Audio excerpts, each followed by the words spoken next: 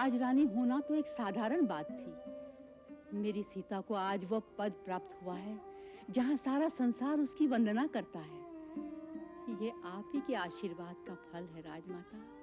उसमें मेरा कुछ नहीं। माँ की शिक्षा ही बेटे को अच्छा या बुरा बना सकती। ये आप ही की शिक्षा का फल है। विश्व वंदनीय महासती अनसुईया के दर्शन के लिए देवता भी तरसते हैं। एक सती के दर्शन से तो पुण्य मिलता ही है, परंतु महासती के दर्शन से तो लोक परलोक दोनों संवर जाते हैं। जाओ, इनके श्री चरणों में बैठकर जीवन लाभ उठाओ। सीते, मैं अपनी दिव्य दृष्टि से देख रही हूं कि आने वाले समय में नारियां तुम्हारा नाम स्मरण करने से ही पतिव्रत धर्म पालन करने का बल प्राप्त करेंगी। इससे मुझे अपार संतोष होता है। मैं अपनी प्रसन्नता कैसे व्यक्त करूं? यहां से आगे जो वन है, राक्षसों के उत्पात के कारण उसमें ऋषियों और तपस्वियों के लिए कोई सुरक्षा नहीं रही। वो लोग नरभक्षी हैं। जो तपस्वी और ब्रह्मचारी अपवित्र या असावधान होते हैं, उन्हें वो लोग मारकर खा जाते हैं। मैं विराट राक्षस हूँ। तुम जैसे तपस्वियों का मांस खाकर मैं मस्त रहता हूँ। इस सुंदर स्त्री को अपनी भार्या बनाऊंगा।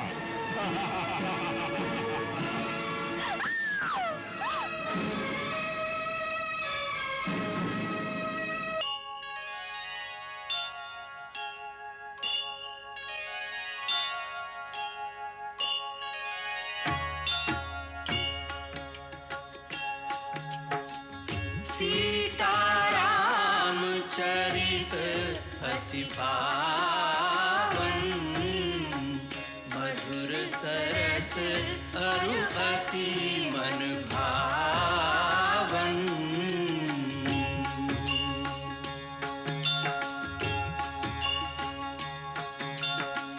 पुनि पुनि कितने हो सुने सुनाए, की प्यास बुझत न बुझाए।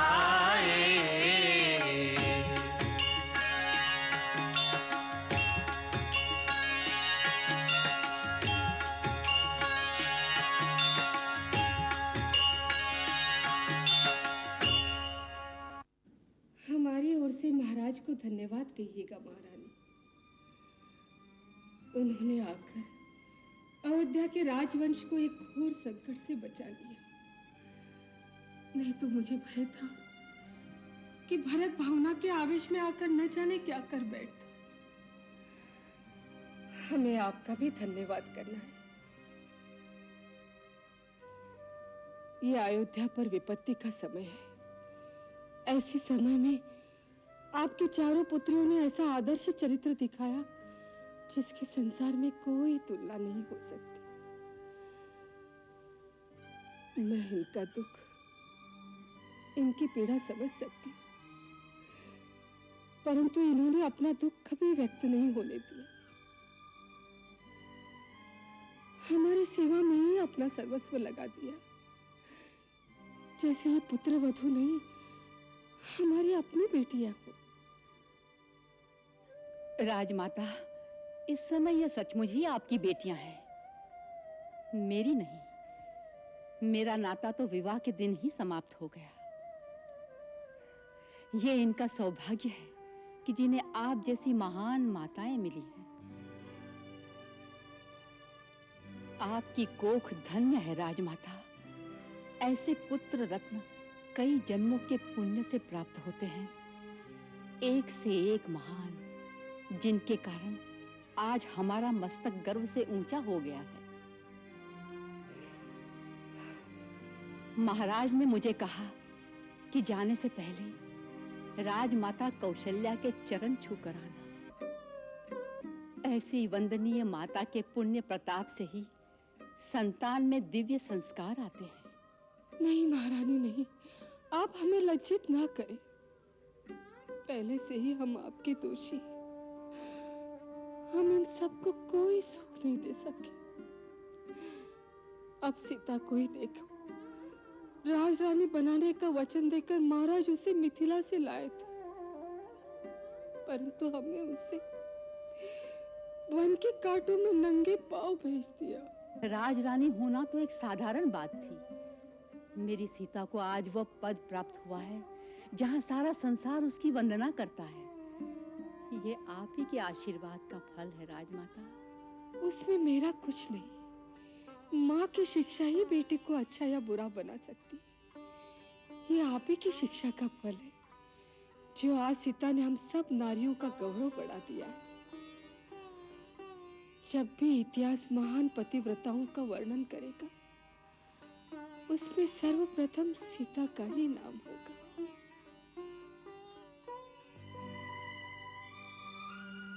राजमाता के मुख से तुम तीनों की प्रशंसा सुनकर मेरा हृदय गदगद हो गया। अपनी बड़ी दीदी सीता को देखो, अपने उत्तम आचरण से कैसे उसने सभी प्राणियों का आदर प्राप्त किया है। उसी की भांति तुम तीनों को भी त्याग और सेवा के कीर्तिमान स्थापित करने चाहिए। अपनी तीनों सासों का समान रूप से आदर करना चाहिए और किसी भेदभाव के बिना तीनों की सेवा करना तुम्हारा परम कर्तव्य है। राजमाता कैकेयी का विशेष ध्यान रखना चाहिए। वो इस समय पश्चाताप की अग्नि में जल रही हैं। उन्हें विशेष स्नेह और आदर की आवश्यकता होगी।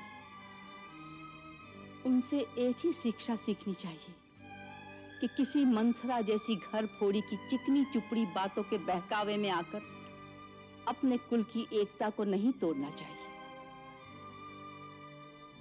यह तुम्हारा कर्तव्य है कि अपने अपने पति पर ऐसा प्रभाव डालो जिससे चारों भाइयों का प्रेम परस्पर बढ़ता रहे।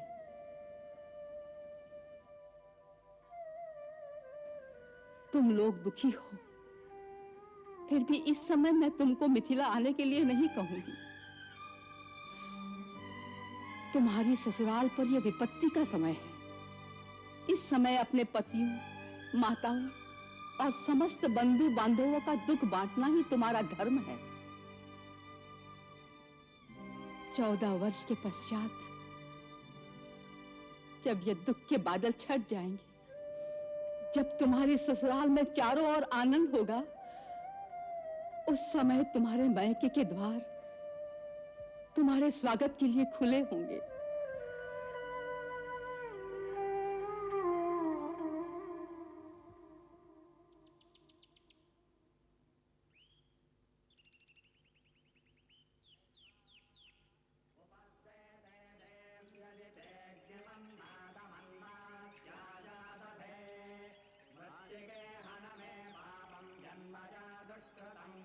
श्रीमान, महर्षि से निवेदन कीजिए कि महाराज दशरथ का पुत्र राम, सीता और लक्ष्मण सहित उनके दर्शनों की आज्ञा चाहता है। जी।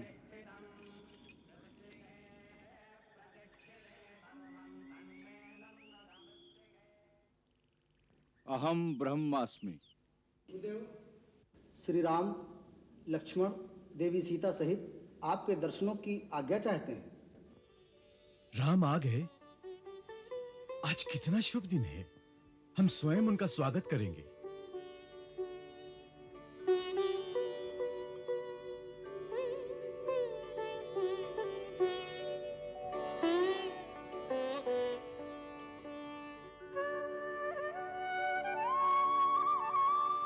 राम, अत्रि के आश्रम में तुम्हारा स्वागत है। आयुष्मान भव। सौभाग्यवती भव।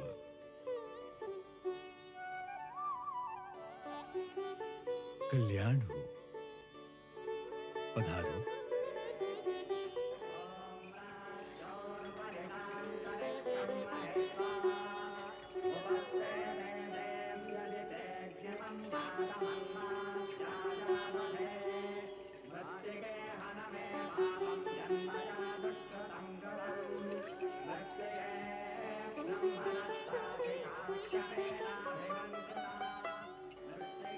राम, देवी अनसुईया से मिलो।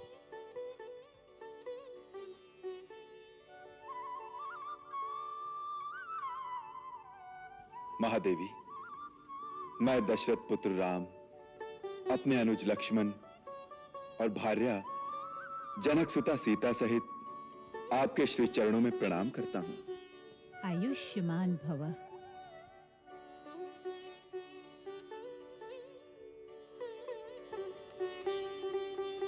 अखंड सौभाग्यवती भव। देवी, सीता को अपने कक्ष में ले जाओ, इनका सत्कार करो तथा विश्रांति प्रदान करो। सीते, विश्व वंदनीय महासती अनुसुईया के दर्शन के लिए देवता भी तरसते हैं। ये वही परम तपस्विनी हैं जिन्होंने एक समय जब 10 वर्ष तक वर्षा न होने के कारण यहां की धरती दग्ध हो रही थी, तो अपनी घोर तपस्या से गंगा को प्रसन्न किया और उसकी एक धारा को यहां चित्रकूट तक ले आई, जो पवित्र मंदाकिनी के नाम से प्रसिद्ध हुई। इसके अतिरिक्त इन्होंने कई बार परिहास ही परिहास में बड़े-बड़े देवताओं को भी पराजित किया है। एक सती के दर्शन से तो पुण्य मिलता ही है, परंतु महासती के दर्शन से तो लोक परलोक दोनों संवर जाते हैं। जाओ, इनके श्री चरणों में बैठकर जीवन लाभ उठाओ। तुम मेरी बहुत बड़ाई कर रहे हो राम, परंतु तुम तो जानते हो कि ये सब कुछ केवल पति चरणों की एकनिष्ठ सेवा का ही फल है, और कुछ मैं नहीं जानती, बाकी सब कुछ देव जानते हैं। आओ सीते।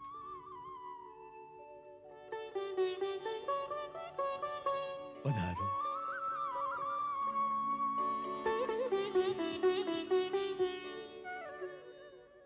आसन ग्रहण करो।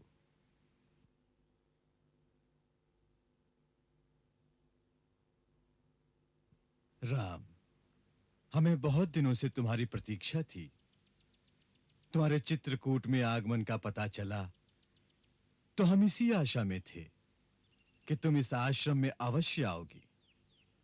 आज तुम्हारे आने से यह आश्रम धन्य हो गया। ये तो आपकी उदारता है भगवान, जो आप अपने सेवक का मान बढ़ा रहे हैं।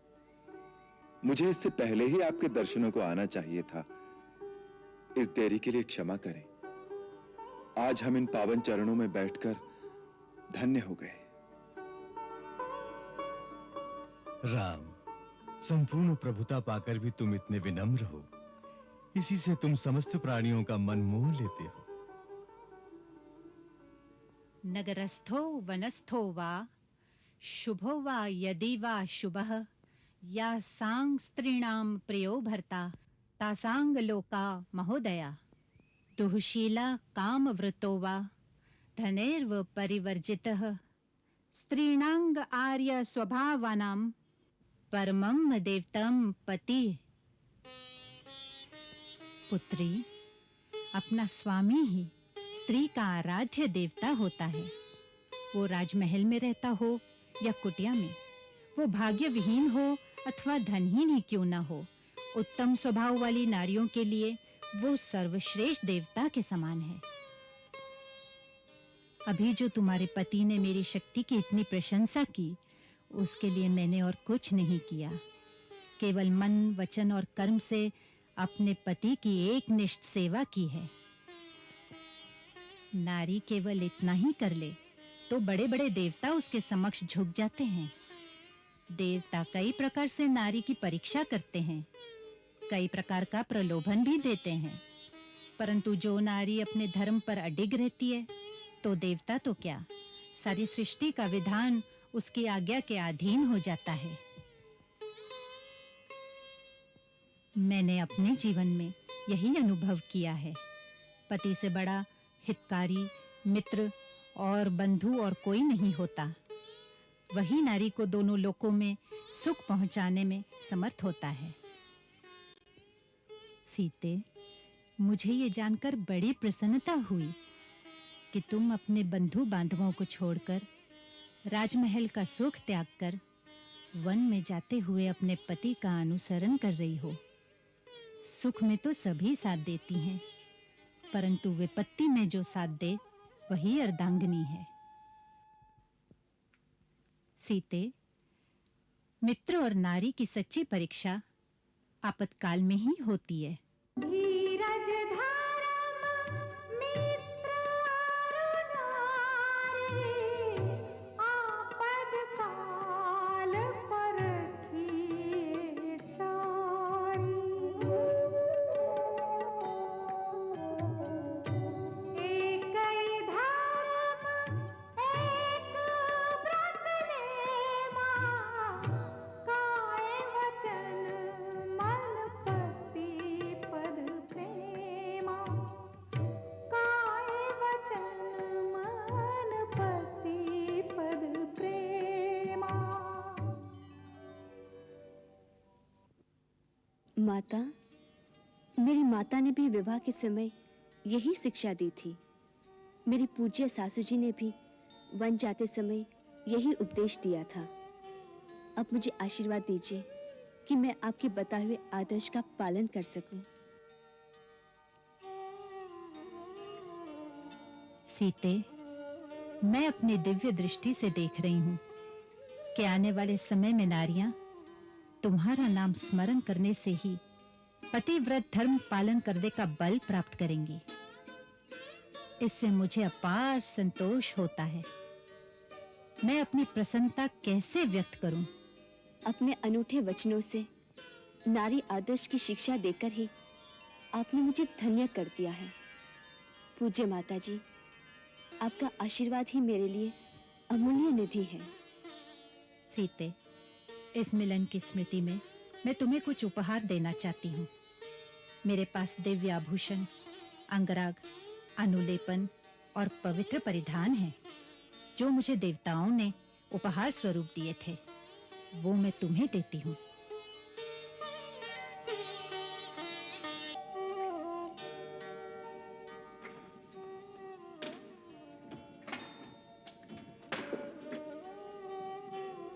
ये वस्त्र आभूषण मैं तुम्हें देती हूँ, जिसे धारण करने से तुम्हारे पति भी प्रसन्न होंगे। ये सब देवांगनाओं का दिया हुआ उपहार है। सुहागन स्त्री को अपने पति के सामने सदा सुंदर ही दिखना चाहिए। उससे पति का मन प्रसन्न होता है और स्त्री को उसका विशेष स्नेह मिलता है। ये वस्त्र या आभूषण कभी मलिन नहीं होंगे। इस अंगराग और अनुलेपन का प्रयोग करने से तुम सर्वदा युवती ही दिखाई दोगी।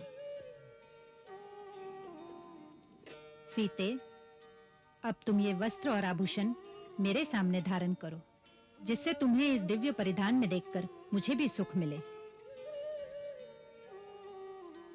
हाँ सीते, ये सब कुछ तुम्हारे लिए है। तुम इसे धारण करो। जो आज्ञा। यहां से आगे जो वन है, राक्षसों के उत्पात के कारण उसमें ऋषियों और तपस्वियों के लिए कोई सुरक्षा नहीं रही। वो लोग नरभक्षी हैं। जो तपस्वी और ब्रह्मचारी अपवित्र या असावधान होते हैं, उन्हें वो लोग मारकर खा जाते हैं। तुम्हारे राज्य की सीमा पर ऋषियों को अभय प्रदान करना तुम्हारा कर्तव्य है।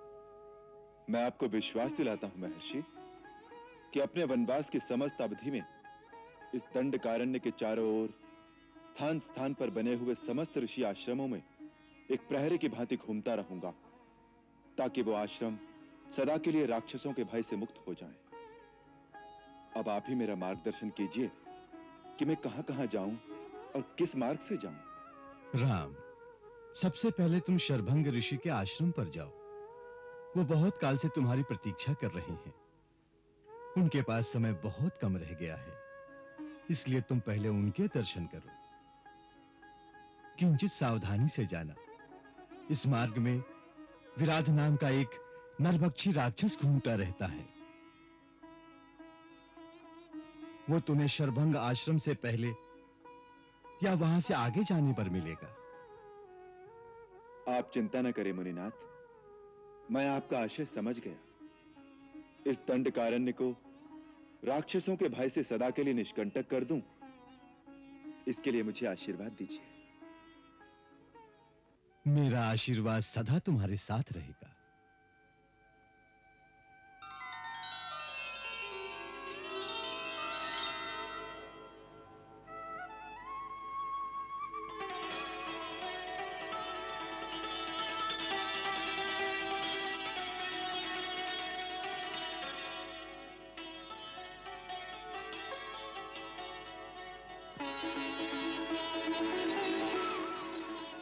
माता अंसुया ने इतने सारे आभूषण दिए हैं, वे माने ही नहीं।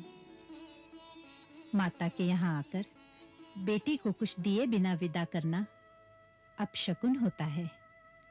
इन रत्नों और आभूषणों से बढ़कर जो नारी धर्म का उपदेश आपसे प्राप्त हुआ है, इतना महान और पवित्र उपहार है। सदा सुखी रहो बेटी। सीते, तुम बहुत भाग्यशाली हो।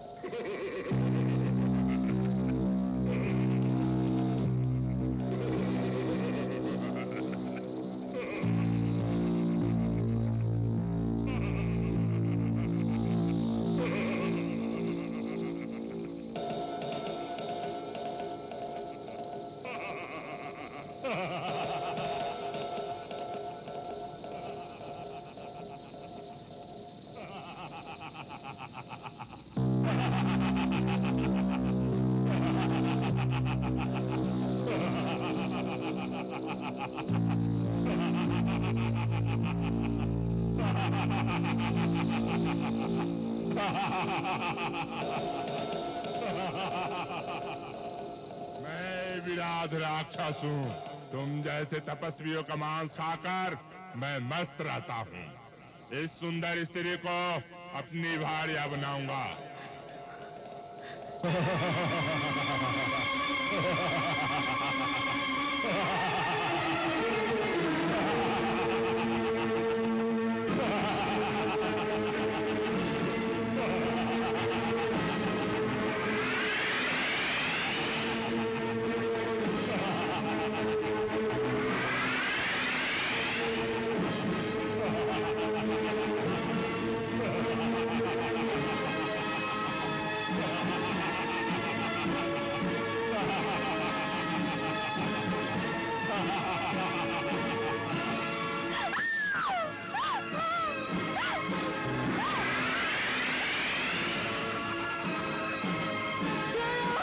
छोड़ो, बचाओ! छोड़ दो मुझे, छोड़ दो, छोड़ दो।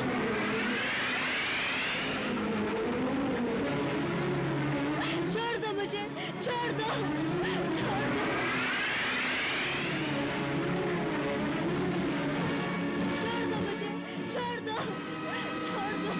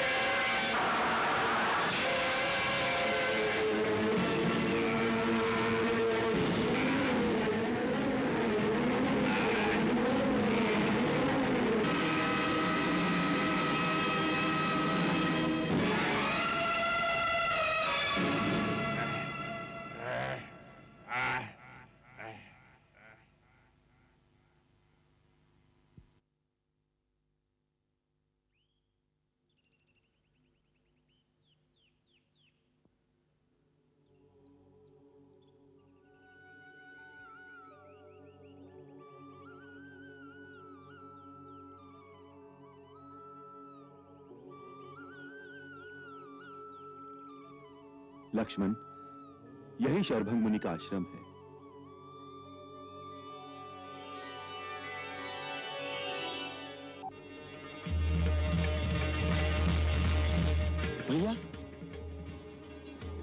वो देखो क्या है।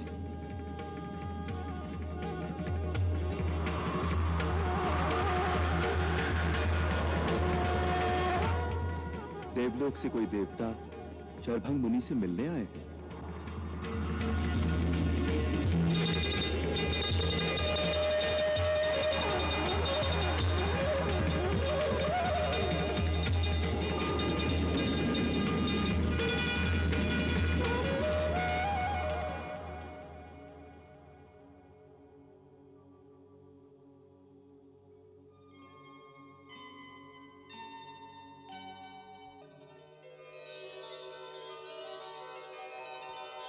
प्रणाम महर्षि शरभंग।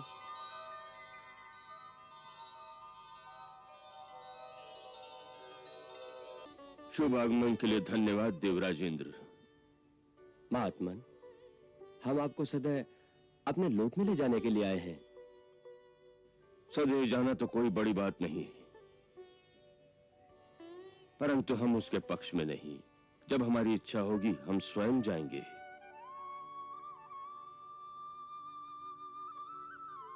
क्यों मुनिराज? ये प्रतिष्ठा तो किसी विरले को मिलती है। परंतु इससे प्रकृति के नियमों का उल्लंघन होता है। देवराज, मानवीय देह में किसी जीव का दूसरे लोक में जाना प्रकृति विरुद्ध है। फिर भी अपनी तपस्या के द्वारा कोई प्रकृति पर विजय प्राप्त कर ले तो भी अकारण उसे तपोबल का प्रदर्शन नहीं करना चाहिए। इससे उसके अंदर दंभ उत्पन्न होता है, जिससे उस लोक में उसका शीघ्र पतन होता है। इसीलिए हम अपनी इच्छा से ही इस देह का त्याग करेंगे।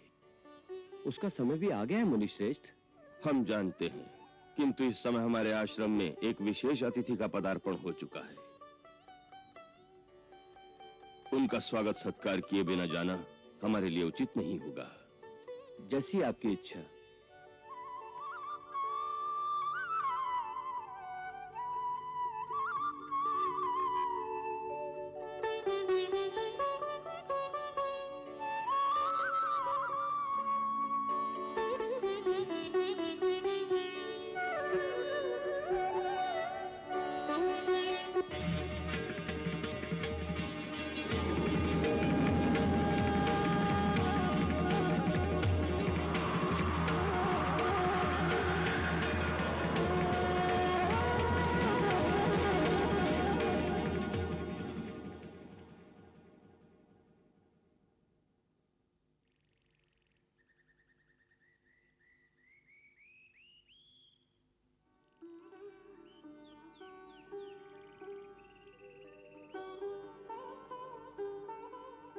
आयुष्मान भव, सौभाग्यवती भव, कल्याण भव।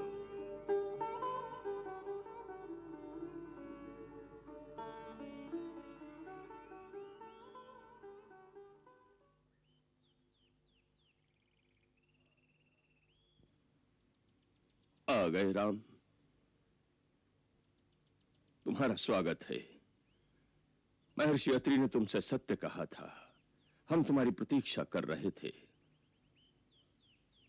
इस धरती पर हमारा समय समाप्त हो गया है, इसलिए देवराजेंद्र हमें सदैव अपने लोक में ले जाने के लिए आए थे। मैंने आपका वार्तालाप सुना है मुनीश्वर। देवताओं के राजा इंद्र के निमंत्रण को ठुकराकर आपने ये सिद्ध कर दिया है कि जब मानव पूर्ण कर्मयोगी और स्वार्थ रहित हो जाए तो उसका स्थान देवताओं से भी ऊंचा हो जाता है। मानव यदि अपना धर्म और मानवीय कर्तव्य पूरा करे तो उसे देवताओं के पीछे भटकने की कोई आवश्यकता नहीं रहती। देवता स्वयं उसके आगे पीछे हाथ बांधे फिरते हैं।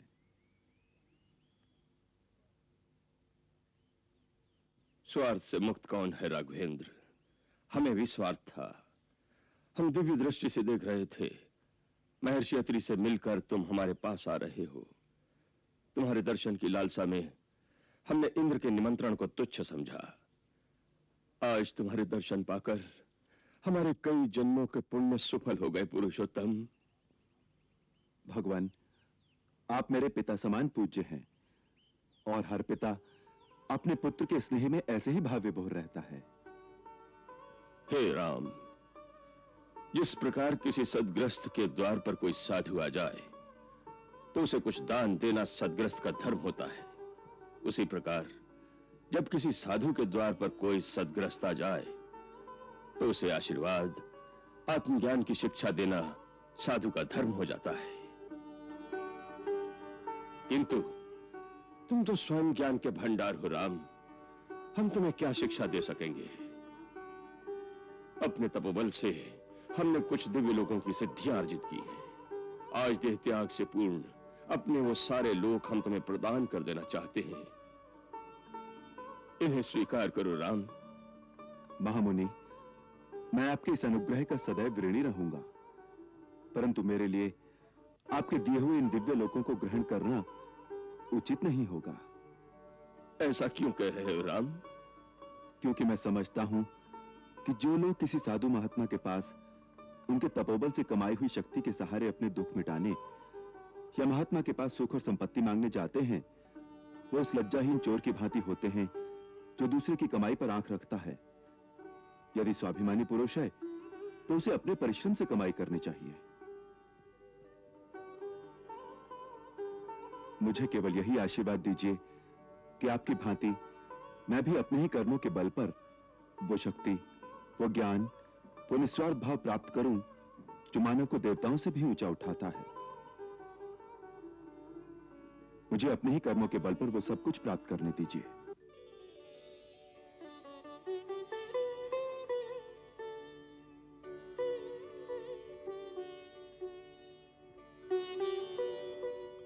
अति सुंदर, तुमने अपनी मर्यादा के अनुकूल वचन कहे हैं राम।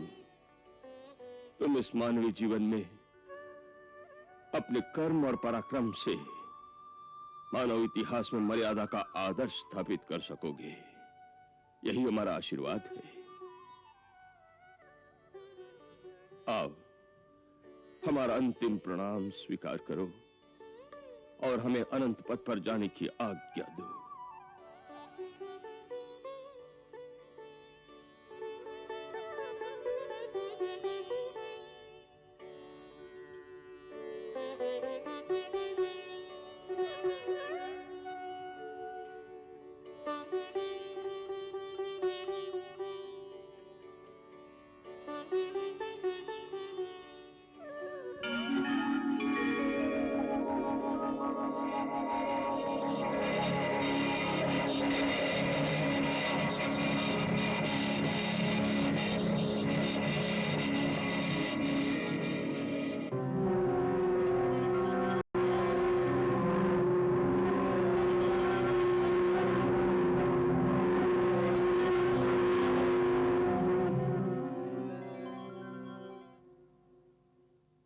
क्या हुआ भैया?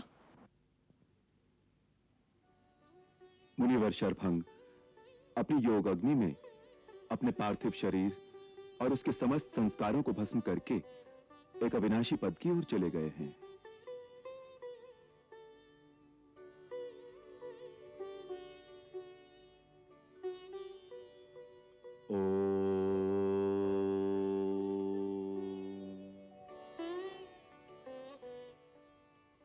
मंगल भवन अमंगल हारी, द्रव हो सुदशरथ अजिर बिहारी।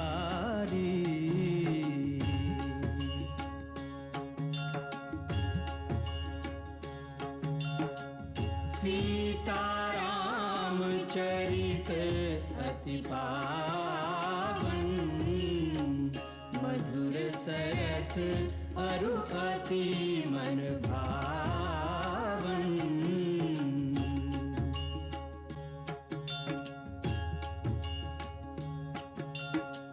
पुनि पुनि कितने हो सुने सुनाए, किया की प्यास बुझत न बुझ